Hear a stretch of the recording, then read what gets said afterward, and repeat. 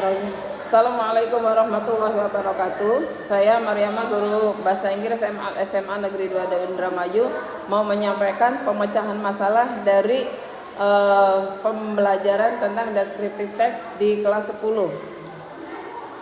Permasalahannya kami hadapi pada descriptive text itu sebenarnya mudah dipelajari, tetapi kebanyakan anak mengalami permasalahan. Permasalahan yang biasa dihadapi adalah mereka biasanya kesulitan membedakan bagaimana mendeskripsikan antara orang, benda, dan juga tempat.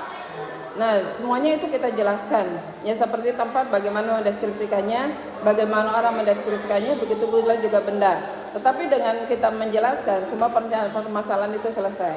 Kemudian yang kedua, mengenai penggunaan tenses dan kalimat. Kebanyakan mereka masih juga belum memahami tentang penggunaan the simple present tense, sehingga kami harus menjelaskan bagaimana menggunakan tenses the simple present tense itu kepada siswa untuk menjelaskan atau menggunakan tenses itu pada pembuatan teks tentang descriptive text. Yang ketiga adalah permasalahan mereka adalah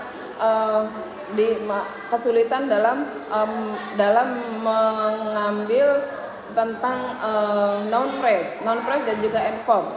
Di sana di noun phrase mereka sering mengalami kesulitan karena mereka harus dijelaskan mengenai bagaimana penggunaan noun phrase itu. Seperti harus menjelaskan bagaimana sifat daripada suatu benda tersebut. Sehingga mereka mengalami kesulitan juga dalam penggunaan noun phrase. Seperti beautiful girl, breezy wine, kemudian blue beach, kemudian banyak lagi yang lainnya. Begitu pula dalam menggunakan adverb, mereka mengalami kesulitan karena adverb ini harus spesifik.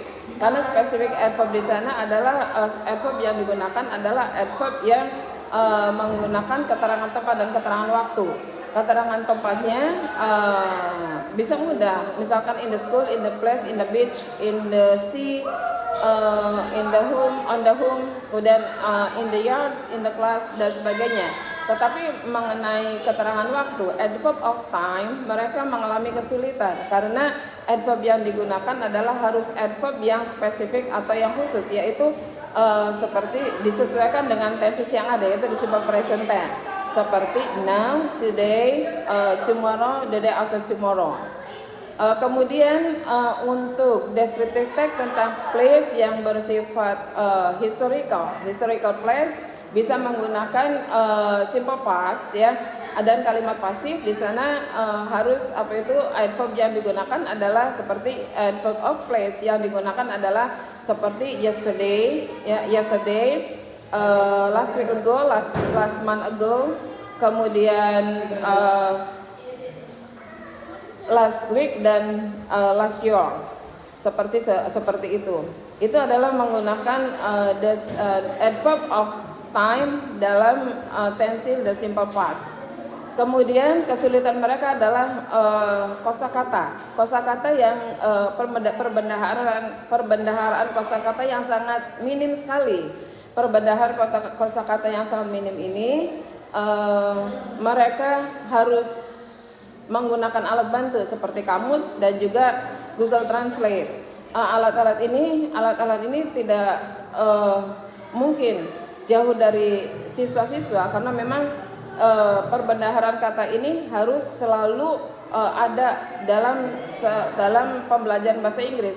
Karena dalam pembuatan kalimat dan juga pembuatan teks bagi siswa itu kosakata itu harus sangat penting sekali. Kemudian yang selanjutnya adalah minimnya dalam pembuatan kalimat, sehingga dalam pembuatan kalimat itu anak-anak hanya sedikit, paling 1 paragraf 2 paragraf. Nah, kemudian dalam generic structure juga ada kesulitan, tetapi setelah dijelaskan mereka bagaimana membedakan antara identification dan description.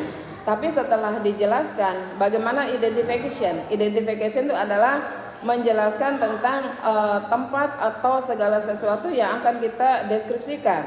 Tetapi kalau description adalah sesuatu yang kita jelaskan dari awal sehingga sampai spesifik mungkin sehingga jelas apa yang kita paparkan. Tetapi dengan semua penjelasan itu, semua dengan penjelasan kami dan penjelasan mengenai deskriptif teks kepada siswa sehingga permasalahan-permasalahan itu dapat diatasi. Saya kira sekian mengenai penjelasan pemecahan masalah daripada deskriptif teks di kelas 10. Semoga bermanfaat bagi semuanya. Wabillahi taufiq wal hidayah. Wassalamualaikum warahmatullahi wabarakatuh.